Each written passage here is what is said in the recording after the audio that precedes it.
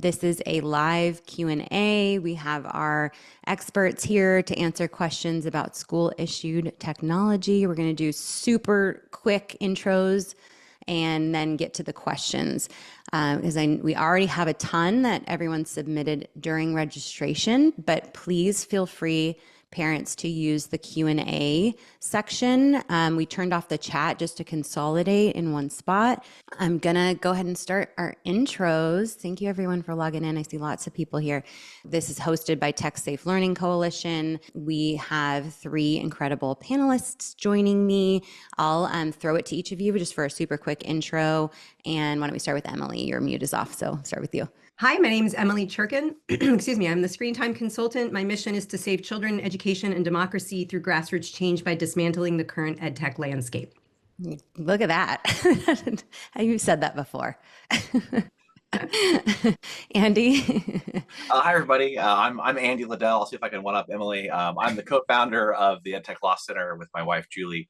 We solve problems where school meets technology. We're a consumer protection firm that works on commission, so there's never any charge to talk to us, and we're happy to help. Incredible. Chris? Chris McKenna, founder of Protect Young Eyes, dad to 4 amazing kids, and we help families, schools, and churches create safer digital spaces. We're the practical, tactical on the ground, the organic. You want to understand how it works, what settings are what, and how to push back when necessary. We're here to help. Thanks, Chris. And I'm Nicki Petrossi. I have a podcast, Scrolling to Death, which was really for parents who are worried about social media and screen time.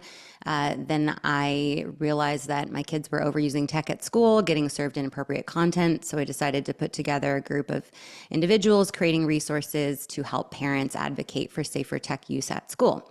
And so I'm just going to moderate and be asking the questions of our panelists. These questions are going to be asked anonymously. Please use the Q&A, as I said. And again, this recording will be shared after the event along with any resources that we mentioned. So that we did that quickly. Let's get into the questions. So, the first section of questions, and this was the majority probably, is about parents wondering how to work with their school on how to advocate for safer tech use. So we're going to start young, and I'll go to Emily first. So a parent asked, my child will start kindergarten next year.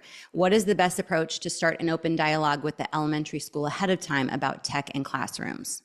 Great question. And actually good news. I have heard from several kindergarten teachers that for the first time, parents are asking before the kindergarten year starts, can you tell me about tech use in the classroom? And that's different than it has been. And so that's really great because the more parents that are asking questions, not even making statements, but asking questions shows schools that there are questions and concerns that are really valid. So if possible, there's usually like a before kindergarten open house or tour or back to school night kind of thing. Just come with questions. Unfortunately, I think you're going to find there's a huge range. And even within a school, if there's 4 kindergarten classes, they may all do very different things. So to really nitty gritty details as much as possible before starting. And then we can talk later about what to do if or when they get the tech. Yeah. Okay, great. And that will come for sure. So let's go to Andy actually on this one. The school gave out a tech consent form for my 5-year-old. It's the first time I don't feel comfortable signing something. What do I do? Do I have to sign? No. Okay. A little bit I'm kidding. It's not that simple, of course. But no, you don't have to sign. You have a legal right to an education, and your school can't put companies' terms of use between you and your kid's right to a public education. Private school is a little bit different. Obviously, they can put a lot more constraints on what you have to agree to go to private school. But assuming we're talking about public school, you don't have to sign legally. Practically, you may have to sign. It may be part of the enrollment workflow on the whatever web browser interface you're using. It's fine. It's not binding. None of this actually matters or is legally binding. And so obviously better not to put your name to something that you don't agree to. But even if you do, it doesn't mean you've surrendered any rights whatsoever. Again, if this is a typical agreement, which I assume that it is. Great. Okay. And for Chris, for parents who are wondering how to get schools on board with more safety features, a lot of parents feel like they have to present The data, there's also a similar question about, have you approached school boards regarding studies around ed tech and what points were well received? So any tips around that? Sure. So just as a bit of background, schools are required to block content harmful to minors, which is a legal term of art that Andy could spend more time explaining, but content harmful to minors on their network. So think of the Wi-Fi that is being attached to by the Chromebooks and iPads. That's under an old child safety law, SIPA, the Children's Internet Protection Act. Now, beyond that, sadly, it's mostly optional. Like that's the only thing that schools really have to do is to block that content harmful to minors. So anything else that we're going to suggest is going to have a cost. So there needs to be a compelling reason for them to comply or to consider something else. So it does start with the evidence, and Emily has a lot of that on her website. We have a lot of that on our website. And it's not just evidence of what the solutions are, it's evidence of what are you trying to prevent? Because in the spirit of wanting to be a curious investigator before going nuclear on the situation, it's wanting to gather what did you find? Nikki, you did a great job of that in pulling out your daughter's school issued device and doing some research on your own and finding some of that evidence so that you can present it to them and to then lead to steps after that. Depending on the response, you can point them towards solutions that have, yes, more cost, but do a good job, Securely, GoGuardian, and others that we've evaluated that you could point them toward. But depending on their response to the, here's what I found, here's what I'm concerned with, what are you doing to address this? That will dictate how aggressive you're going to be further up the chain, presenting information publicly, whether you can pull together a group of other moms, because I think what you've even shared, Nikki, is maybe one of the things you would do differently is finding sort of this collective action of parents who have discovered something similar about what they're trying to prevent. So it doesn't feel just like, well, one mom who's a loose cannon who, I'm not saying that that's what they called you, but I think that can sometimes Yeah. be the perception of a school board that is juggling a lot of different priorities. Right. Emily, did you want to weigh in on this one too? Yes, obligation to protect children is one thing. Executing that is another. I think the other really important thing to think about is a lot of the ed tech products that are used are internet based. In fact, I think at this point, really all of them are, because a Chromebook is just an internet browser. And so I call it digital whack-a-mole, because you can try to block, limit, monitor, and prevent. And we are still hearing daily horrible things about what kids are accessing on their school issued devices. And it's not even the content itself as much as it can also be the time waste, right? So it could be, it could be stupid games or something that are just time consuming. But those are all problematic uses of technology that schools don't have the resources, manpower, or skill set often to mitigate. And so Chris is right that there's a cost associated with addressing this.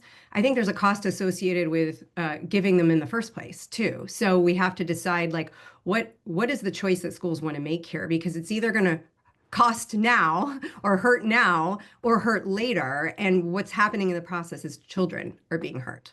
Right. Okay. And there were some questions about smart boards. And this was something when I toured preschools for my daughter, almost everyone had smart boards and kids spent a lot of time staring at the screen up there.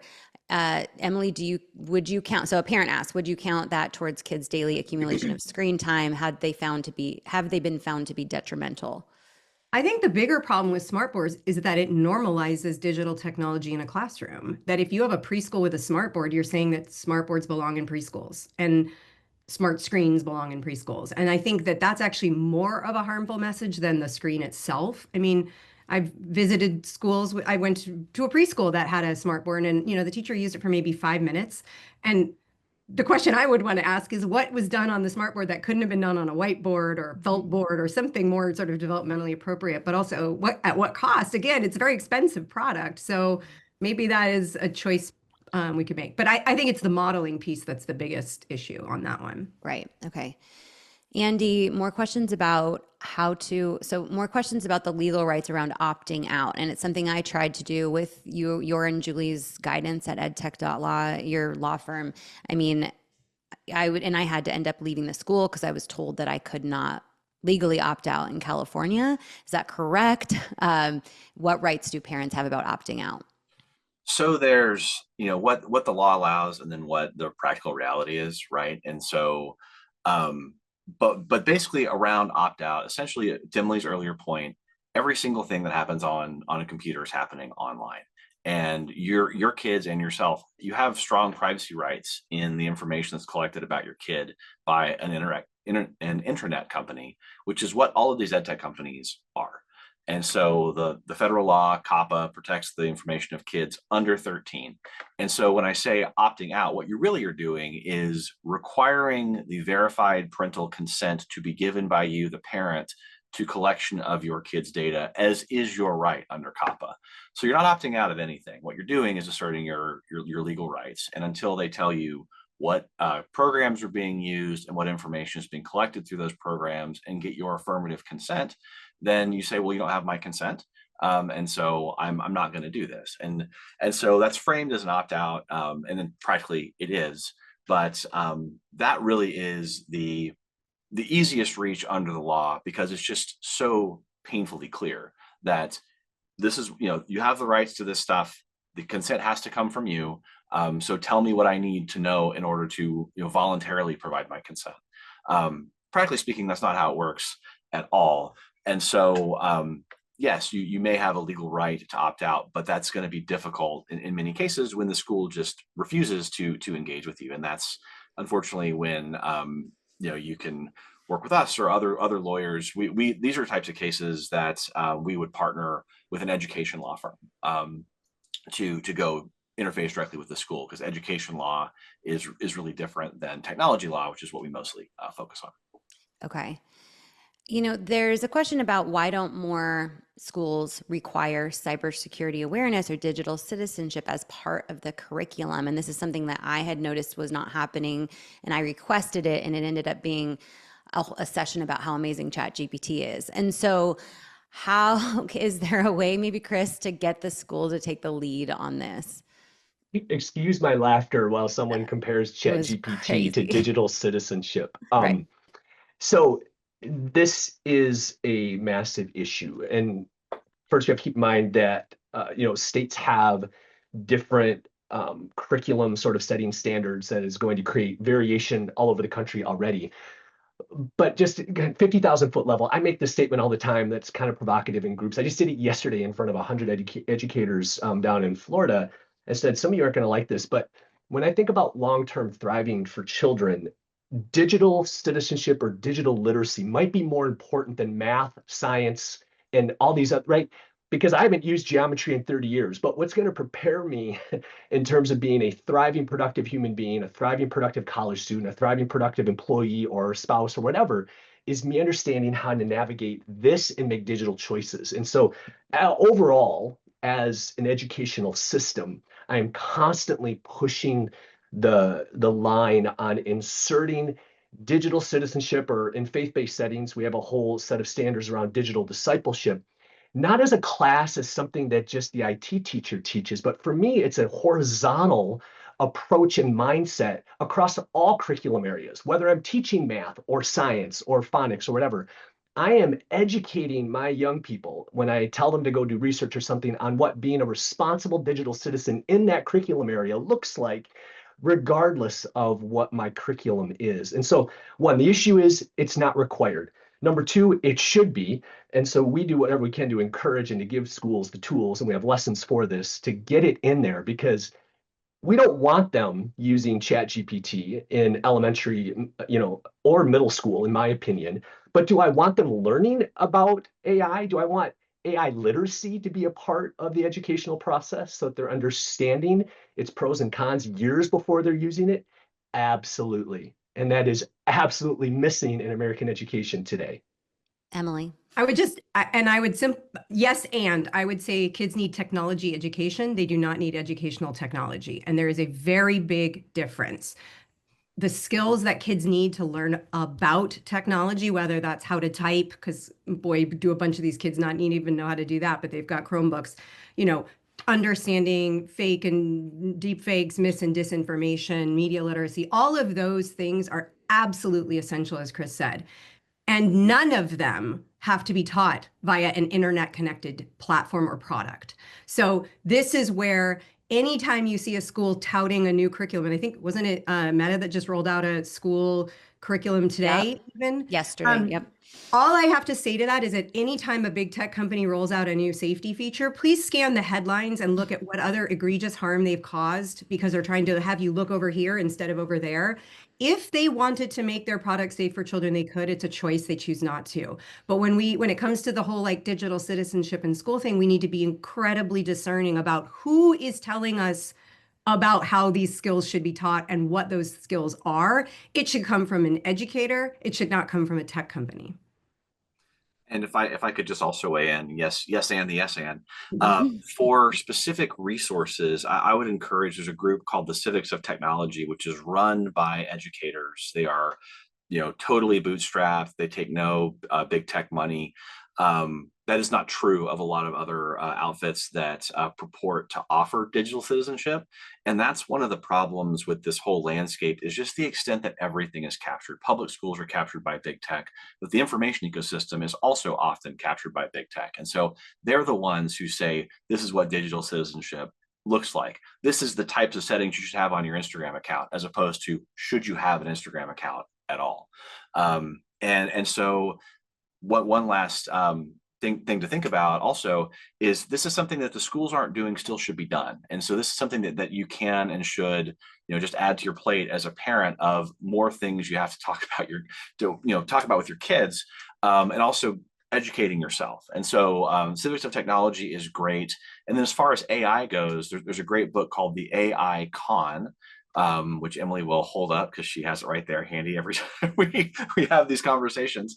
But it is like the clearest explainer about what AI, and when I say AI, I mean large language models like ChatGPT, the things that everyone is calling AI, what they are, how they work, in a way that a normal person can understand it. And so they are AI researchers. They know what they're talking about, but they explain it in a way that makes it accessible to anybody.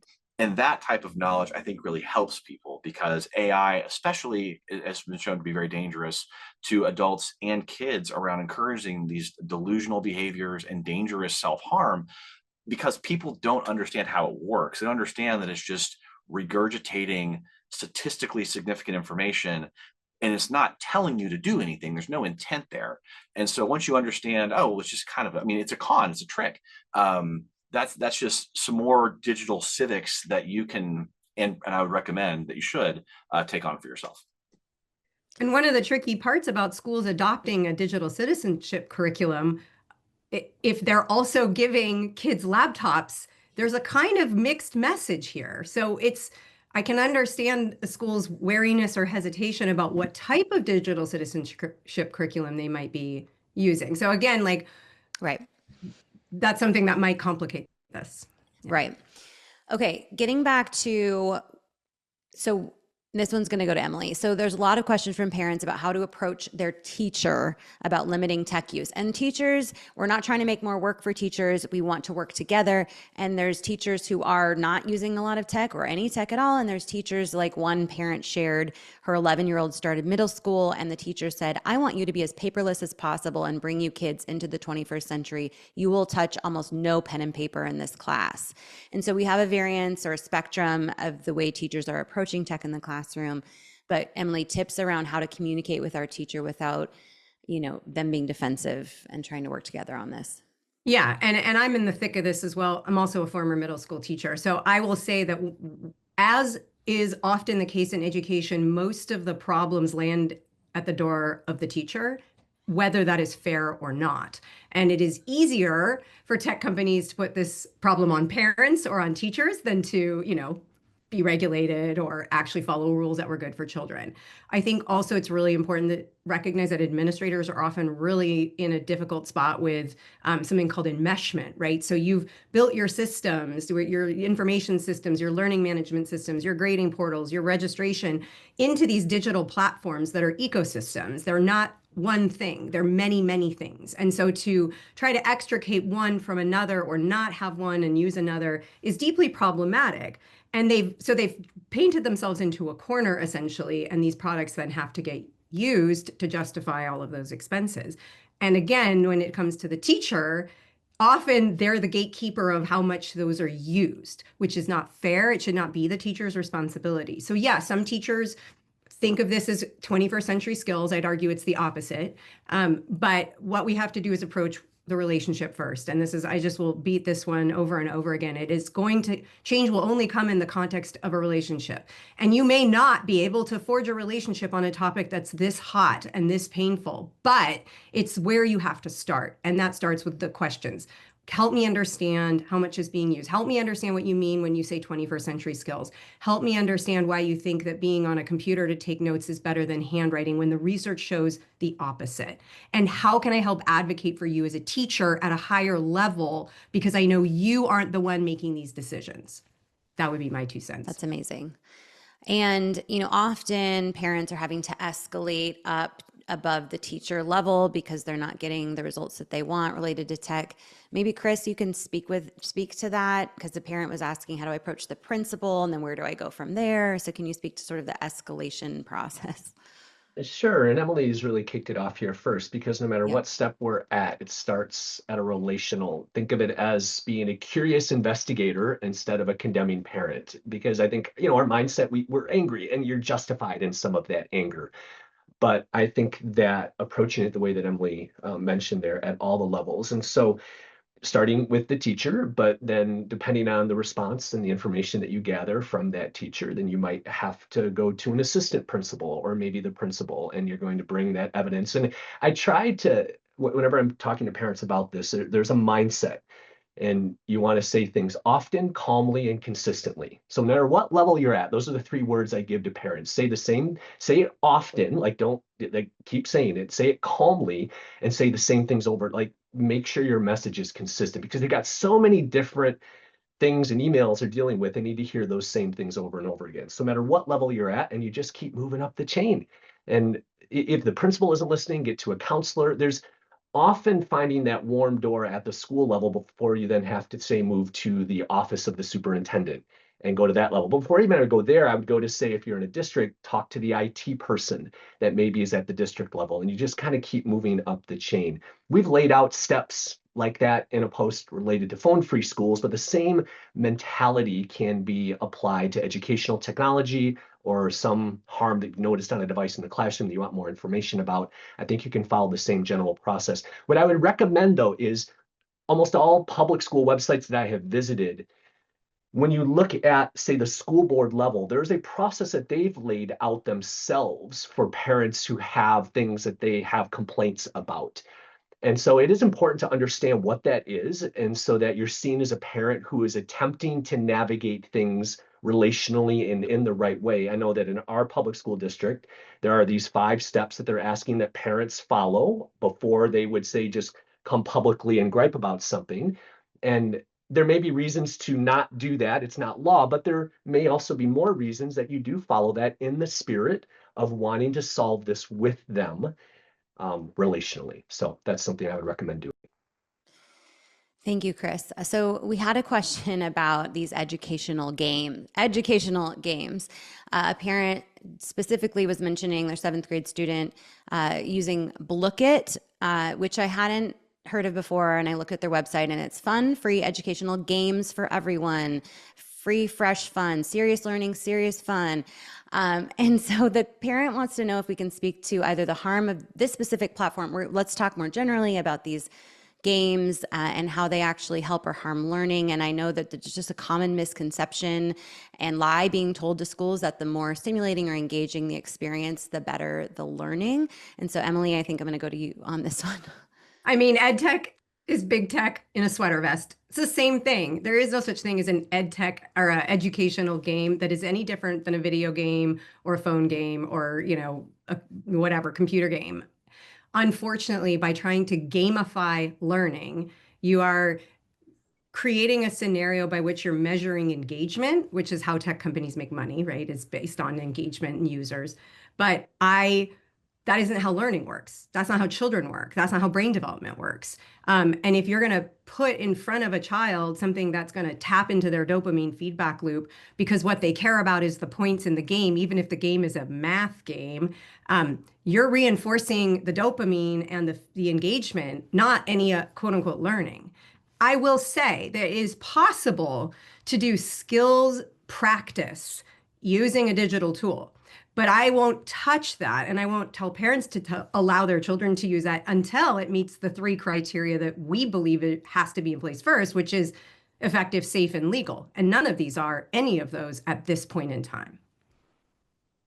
Okay, I just want to further, the parent shared on this specific app, there's a leaderboard with points, all the students in the class. You can buy trinkets and things from a store with the more points you have. No, that's not. IXL does this too. It's Andy, do you want to? Yeah, without speaking to any specific company, these are pretty common practices for these educational games, and they're not educational. And so, but they are games, and they're much more like games in the Las Vegas sense, as opposed to the kids on the playground sense.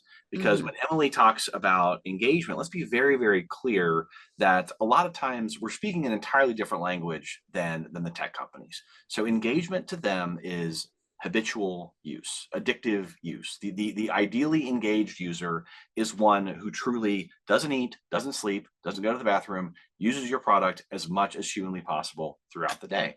And there are ways to make this happen. And so there's a whole science of persuasive design that has been used in Silicon Valley for going on 30 years now. And it's really taken off in the past, 20 years or so with mobile applications and everything. And so what you're seeing, the leaderboard, the points, all of this stuff, all of these nudges, these are all persuasive design elements that are about getting your kid to want to use that game more, not for their own benefit, not so they learn math, but so that the company can say, well, look how many users we have, look how much time on device or time on the app we have. And so these things are really harmful, and they're no joke. And so I say this understanding that we're talking about a math game here, but I have multiple clients whose kids became addicted to math games just like this, who were off task in other classes playing these math games, who would come home and beg to have, buy the skins, buy the upgrades, buy all the stuff. And so this is stuff you can refuse. And this is something that absolutely just say, no, my kid is not allowed to do this. And if you want math enrichment, there is this great thing. It's called Beast Academy, and so it's math. And there's all things like it. But this is something that's like really put together by math educators. But it's done like in this comic book way. It's on paper. You can get it on Amazon. It's not necessarily cheap, but it is something that, like, if you're wanting to give your kid enriching math, that's not just sitting down and doing their times tables, this is what that can look like. And it is really good, and it has been vetted. And so just send your kid to school with, their own separate math or just a book to read. I mean, this is crazy. And this is something that, is not the core curriculum, and is something that you should be very, it should be very easy for you just to opt out and say no. And if you get pushback, then that's when you call us, and we can help with that. Mm-hmm. And become aware, ask questions about how much time they're spending. Try to really understand that, because a parent from the Los Angeles School District shared with me recently that kids have Clever Tuesdays where they do Clever all day long. And so if our kids are using addictive technologies, like these gamified technologies all day long, that's rewiring their brain for addiction. And that's going to apply to other things that they engage with later on in life. So this is like a big deal, Emily. Replace any of these app names with TikTok or Fortnite. Yeah. And then tell me that go through the syllabus or the class description and how they're using any of these products, and just switch out the word for Fortnite or TikTok. And then ask yourself, do I want my kids doing this, whatever? That's harmful to children. Mm-hmm. Yeah. Okay, I'm going to move on. There's questions about the monitoring systems that the schools employ. One parent says, my district uses Securely, but it doesn't block Roblox, Snapchat, Character AI, Discord, or Reddit. So what do I do? Are there better options, Andy? Okay, so Chris too. allow me to get on my soapbox. So these things are, again, I'm speaking broadly speaking, and so programs that purport to monitor kids' activity on their computer. And so there is, surveillance capitalism, the surveillance business model, hidden monitoring. I'm talking about, this is what they're being paid to do. School districts are putting contracts out for these companies. There's about 5 of them. The ACLU had a great report from 2023 called Digital Dystopia that's all about these and their false promises. And so they're both under-inclusive and over-inclusive, where they promise to be able to stop, you know, every suicide attempt, every school shooter, every depressed kid, by having AI review it and then human reviewers intervene. Well, certainly talking to people who've worked at these companies, they tend to have marketing and sales staff that are orders of magnitude larger than their human reviewer staff. And so there is a problem of backlog of, even if, you know, they are trying to do what they say they do, prevent suicides. Well, the backlog of tickets for the human reviewers to intervene is so deep that in several occasions they have failed to stop that from happening because they just could not get to it in time, or the school didn't have the right person's contact information in the system. And so they're offering a false sense of security on the one hand. On the other hand, you have a right to privacy at school. You know, again, if you just think about these companies were to deploy an individual to follow around each student wherever they went and record their every thought, well, that's a problem, but that's what these things are doing. And so, you know, your kids have privacy rights in their expression at school.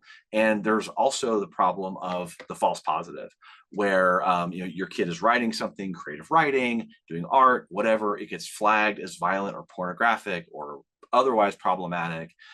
Sometimes that will, you know, get your kid in trouble at school. Sometimes they just call the cops right away and the cops show up at your house. And that's what this digital dystopia report has talked about. And so there are no good solutions, really.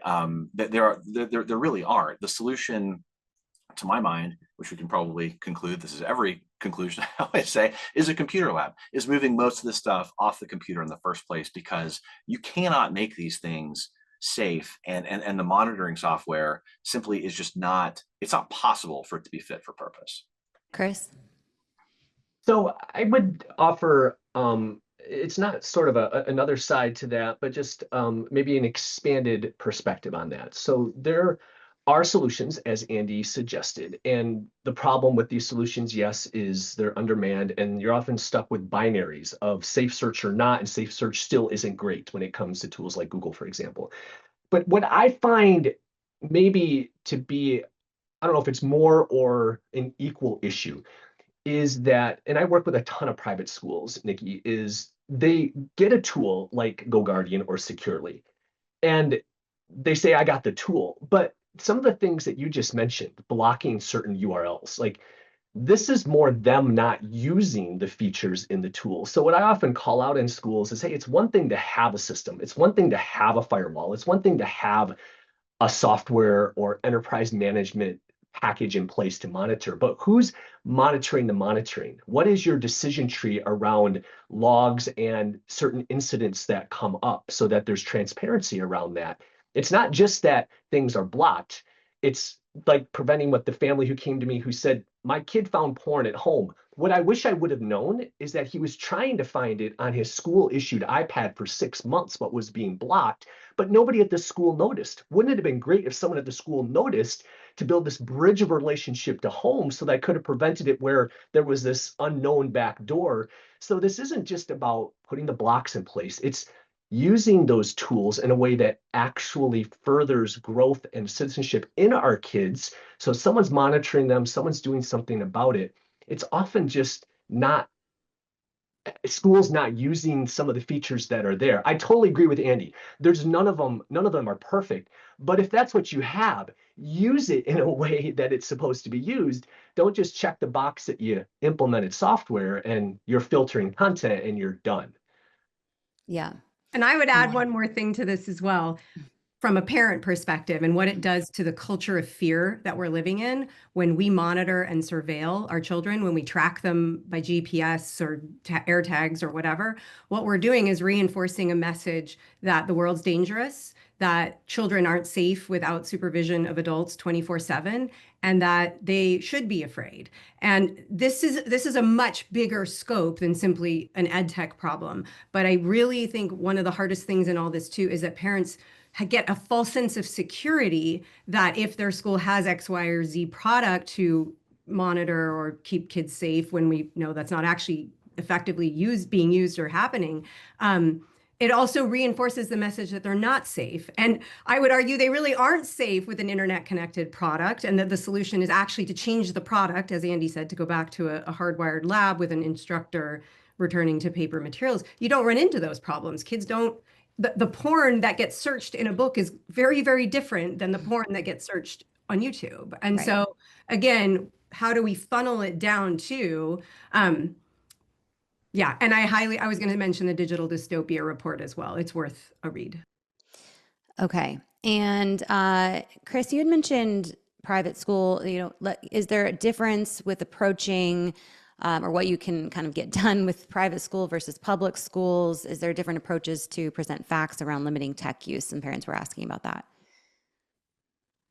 Yes, and I don't want to get too far down any spiritual paths or anything that may, go one way or the other. But I do think that when it comes to private, and I'm often working in evangelical private schools, I think we have an opportunity to call out not just the fact that it's addictive, not just the fact that they can run into this content, but we're talking about issues of holiness too, if I could kind of go that way for a minute with our kids. And so I just often find that there's a little more openness around these aha moments of, yeah, you're right. I mean, how can we create, and this goes for faith-based or not faith-based, there is benefit in boredom, there's benefit in quiet, there's benefit in removing chaos and engagement and noise and pings and notifications from all children's lives in all kinds of schools, both public and private.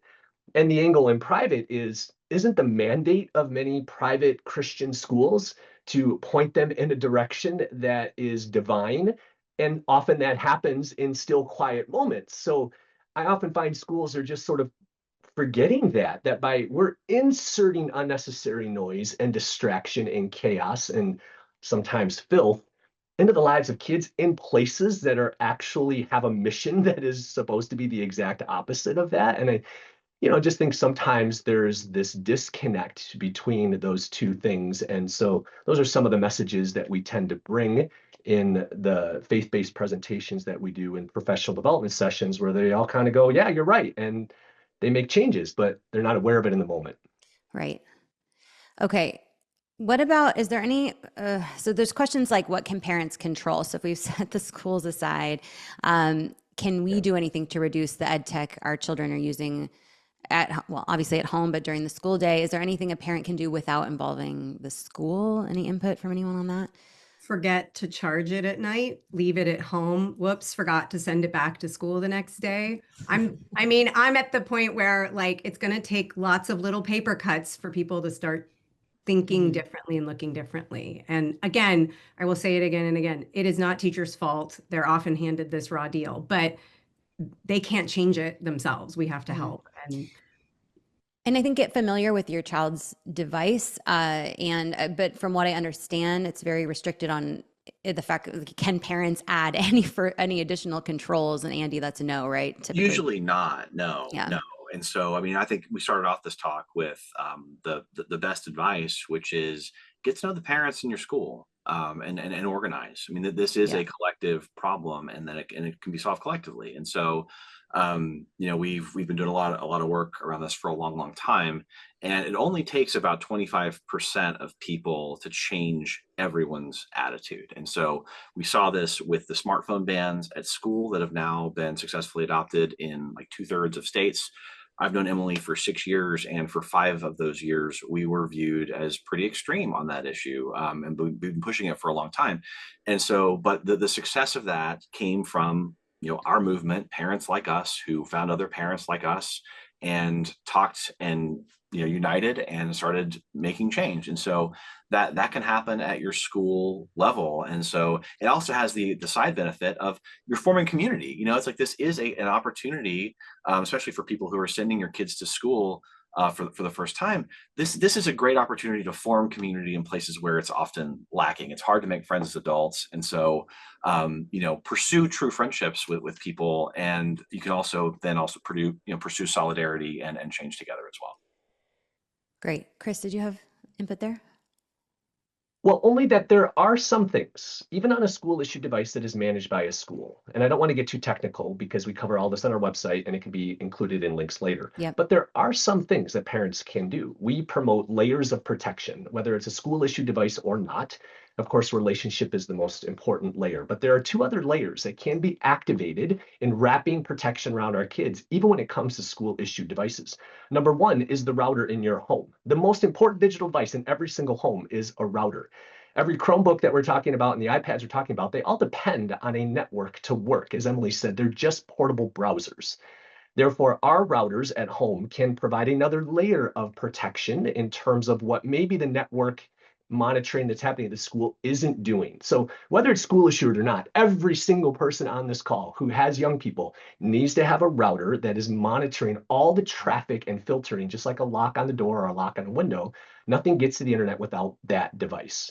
The second layer that can be activated is often at the device layer. Not all school issued devices have been set up with ownership, and ownership is a key role on a Chromebook in the way that they should. And so we have steps in our Chromebook setup guide specific to school issued devices where parents go into the settings and look under management to see who is managing the device. And are things like guest browsing turned off? Because that's one of the biggest problems with Chromebooks is if guest browsing is still on, none of the history is tracked, and that needs to be turned off. So there are some things I want parents to check in terms of the type of monitoring that is being done at the school. Is Hangouts being monitored? Is confidential Gmail account? Like there's certain settings in G Suite that the school should have activated on this school issued device. And I can tell you, coming out of COVID, not all of them were done that way. And so those are slightly more technical things, but we've laid out kind of step by step what to click, what to look at, what words to look for, which then can lead to questions if that device layer isn't where it needs to be. So parents, don't forget about your home router and that device layer to see if it's set up the way that it should be. Okay, and we'll include links to that Chromebook one. I'm assuming you have one for school iPads, Chris, too? Yes, it's the same as similar. any iOS device. So Right. Okay. Now, so there was a lot of questions similarly from parents. Can I see what type of content they're accessing during the school day? How do I know how much time they're spending on their Chromebook?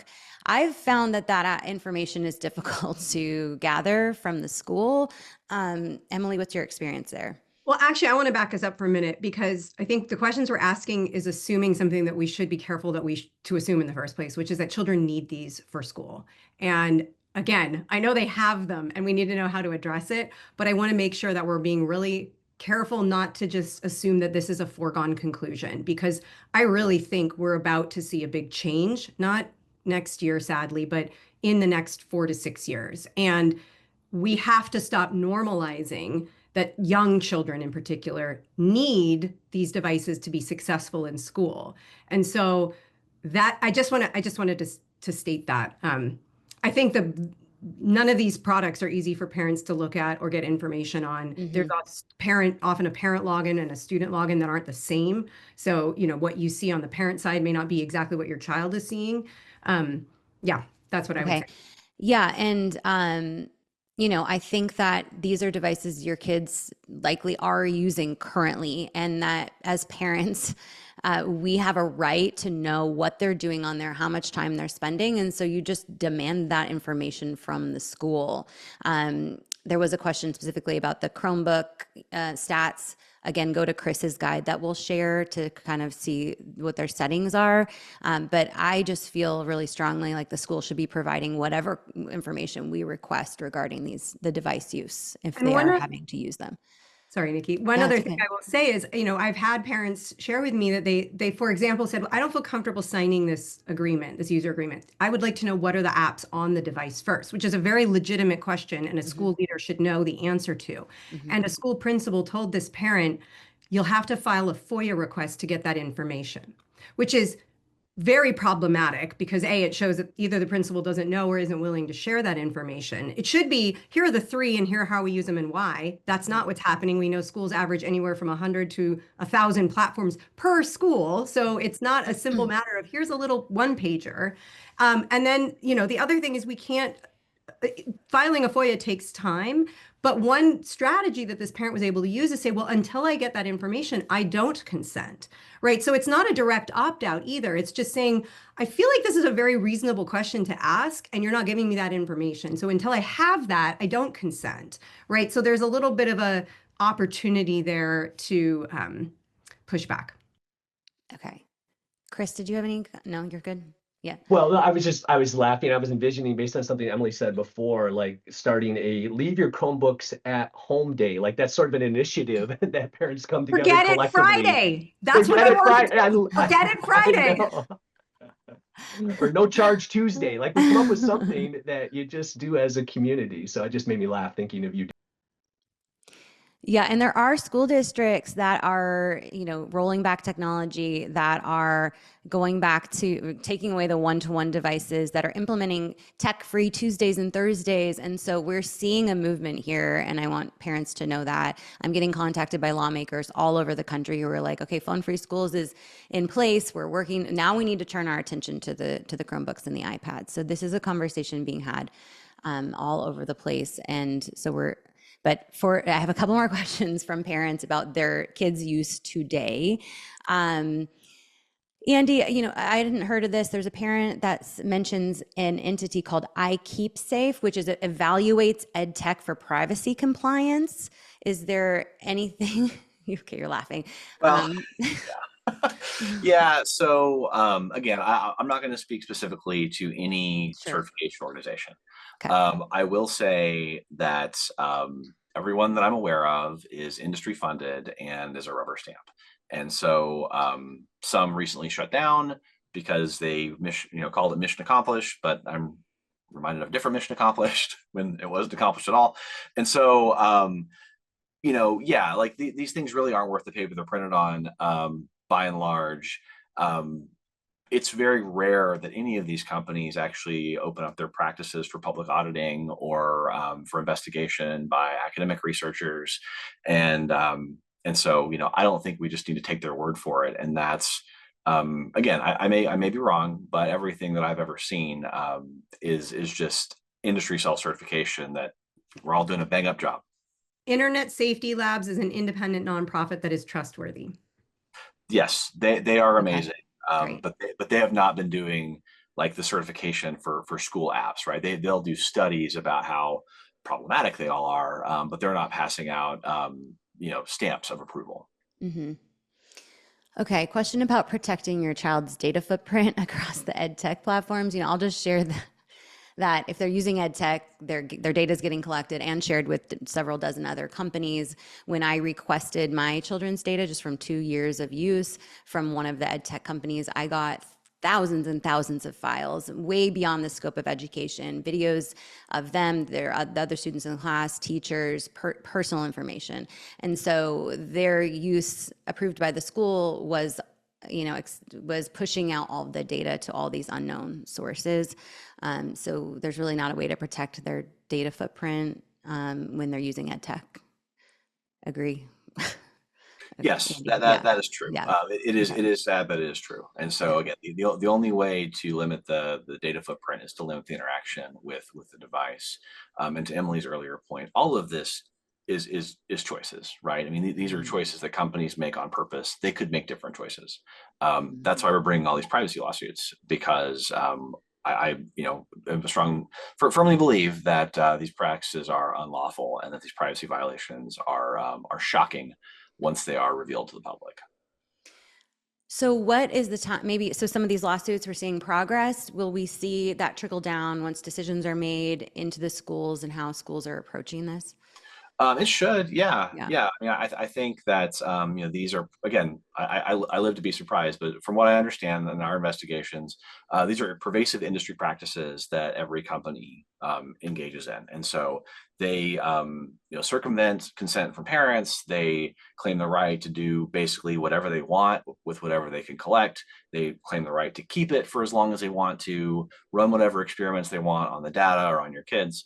And so they claim these really broad rights that they have no legal basis to do.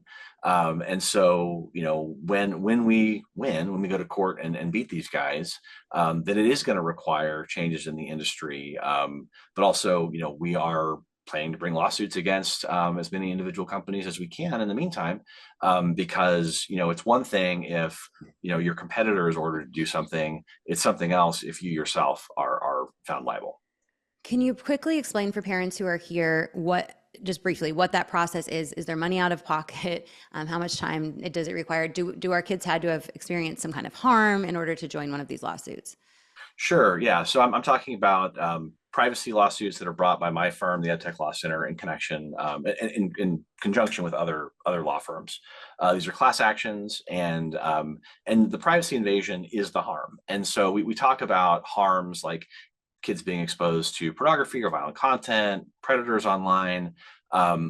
Those are additional harms, but just having their information taken from them without consent, that is a harm. And so my law firm has brought a number of these cases against large ed tech companies. And the way that it works is we're a contingency fee law firm. So you don't pay out of pocket.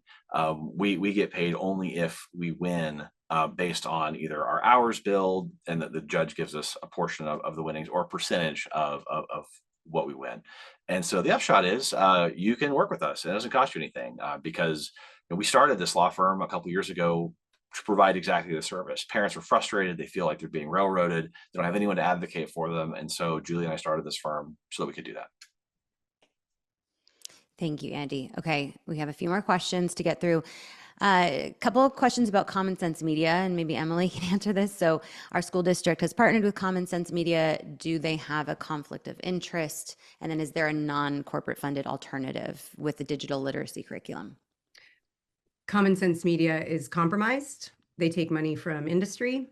I think they have done some good reports in the past that I've referenced, and they, get information about usage. I don't believe they have any business providing media literacy or digital citizenship curricula.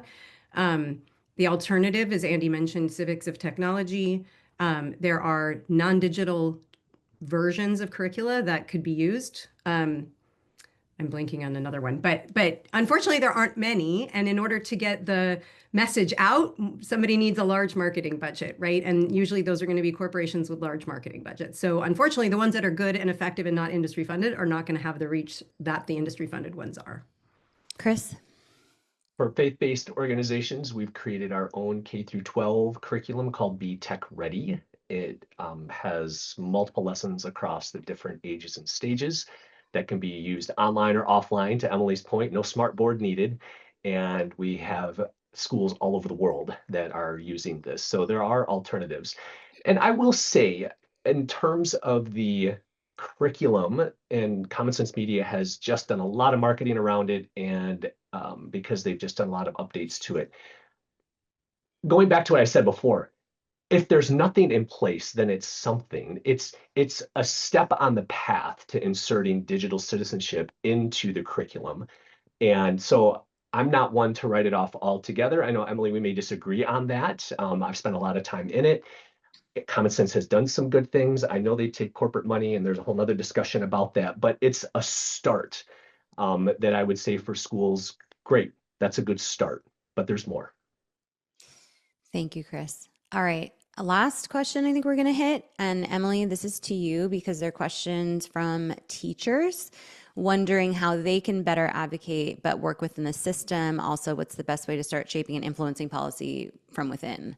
Great question. And I think it's really important to acknowledge that teachers are victims of ed tech's industry marketing practices as well. If you look at the recent PowerSchool data breach, it wasn't just student records that got swept up in that, it was also teacher records. So teachers are very vulnerable to harm as well.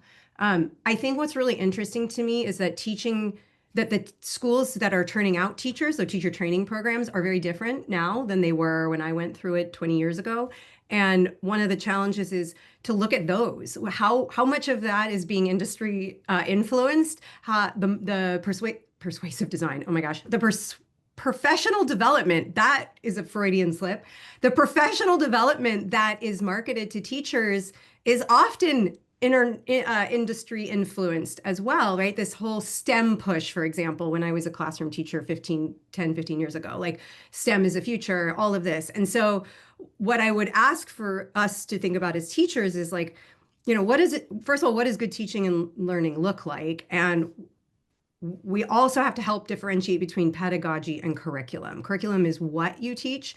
Pedagogy is how you teach it. So we need digital citizenship curriculum. How we teach it can look like a lot of different things. And so having conversations with our teachers about what is most effective for you, but also what are you being asked to do? And, you know, a lot of the work I'm focused on is public schools, because that's where the majority of American children go, but they don't often have a choice. There's state requirements. A lot of the curriculum has been purchased because it's in alignment with standardized testing, which I think is a terrible way to teach, is to align a curriculum to a test that kids have to take. And so recognizing, again, teachers are between a rock and a hard place, and asking, you know, how can we help you? And then having teachers own some of this as much as they can. But I know that they're afraid. And, you know, if their job's on the line, I understand that. So, Yeah. Okay. We are going to just do final takeaway here. We have 2 more minutes. You know, what I've learned, if I've learned one thing through this process, it's don't go it alone. Find other parents and teachers, find friendly principals and administrators who can push with you on what's best for kids. But if we can just do like final takeaway, what you want parents to take away from today and move forward with. Emily, you want to start? No is a complete sentence, and it also doesn't need to be the final conversation, right? No, I don't consent, and no, you can't opt out are both opportunities for more conversation. Great. Andy? Yeah, just because it comes from school doesn't mean it's safe. So be very aware that, you know, these companies are taking advantage of the trust you have in schools, and the computers that your kids bring home, you cannot assume they're safe. In fact, you should assume that they're not. Chris? Be a relentless, curious investigator until you've exhausted that. Then go mama bear on them. It's okay. Yeah. Thank you. Yes, and have the strength and be brave, because it can be hard. But know that we're getting support from lawmakers. Like I mentioned earlier, in the past 2 weeks, I've been contacted by like 3 different state lawmakers from different states. And I want to say, if you're interested in contacting your state lawmakers, please do that. I'm going to share 2 policy briefs that I've gathered, but ask anyone here for information on like what kind of policies we can be talking about with our lawmakers. Keep an eye on all of our websites and social media for updates in this space. The recap email will have the recording, all of our websites, all the resources that were mentioned. But again, any ongoing questions, please reach out. And thank you everyone for being a part of this super important conversation. Let's keep it going. So thank you. Thank you to the panelists. Thanks, everybody. Thank you. Bye. Thanks, y'all. Bye. Good weekend. Good day.